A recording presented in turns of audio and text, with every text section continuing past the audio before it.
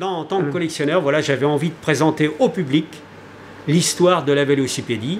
Et c'est au travers de cette exposition ce qu'on a essayé de faire, grâce notamment au musée du Peigne à Issy-sur-Eure. Voilà.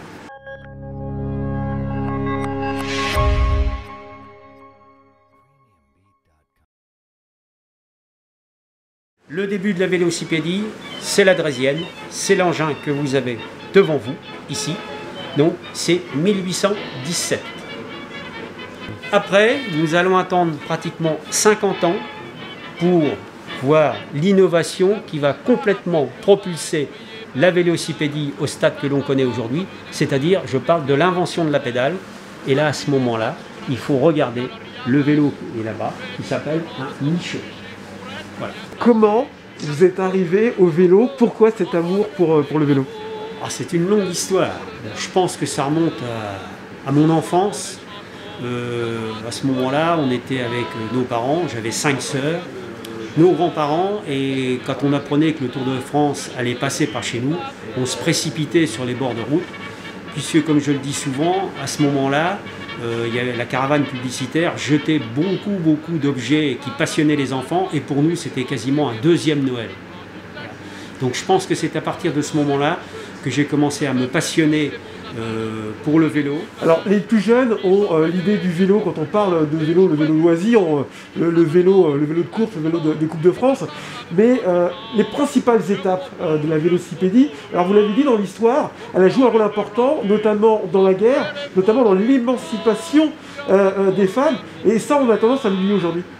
Oui, alors là tout à fait, ça je tiens à le signaler parce que ça fait partie, moi je trouve, des stupidités de certaines époques où on mettait la femme dans une case et elle n'avait plus le droit de bouger et le mâle s'imposait. Je trouve ça complètement stupide et bravo à toutes ces femmes qui justement, grâce à leur ténacité, ont su s'imposer en créant des clubs de vélocipédistes et en prouvant qu'elles étaient comme les hommes capables de faire du vélo. Ça, bravo. Une autre thématique, puisque donc la vélocipédie c'est assez large, eh bien, les militaires, puisque évidemment, comme la vélocipédie a connu un essor très important au début du XXe siècle, les militaires s'y sont intéressés en pensant pouvoir remplacer le cheval par le vélo, mais effectivement, pour pratiquer le tout-terrain avec un vélo, c'était difficile. Alors quand on a suivi l'évolution du vélo, comme vous aujourd'hui, on a parlé du vélo électrique. D'après vous, le vélo du futur, le vélo dans 10, 15 ans, 20 ans, 30 ans, c'est quoi ce vélo? Est-ce qu'on a une idée aujourd'hui?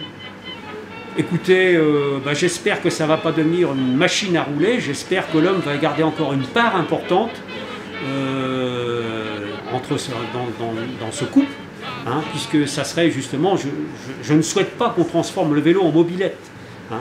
Il faut que ça reste aussi une activité physique et justement qui va créer ce lien, puisque quand on est en difficulté et qu'on trouve quelqu'un qui va un peu plus vite ou un peu moins vite, et bien évidemment on éprouve le besoin d'échanger, de dire c'est dur, et puis on aborde cette discussion, et voilà. Ce qui n'est plus le cas quand on est sur un engin complètement mécanisé.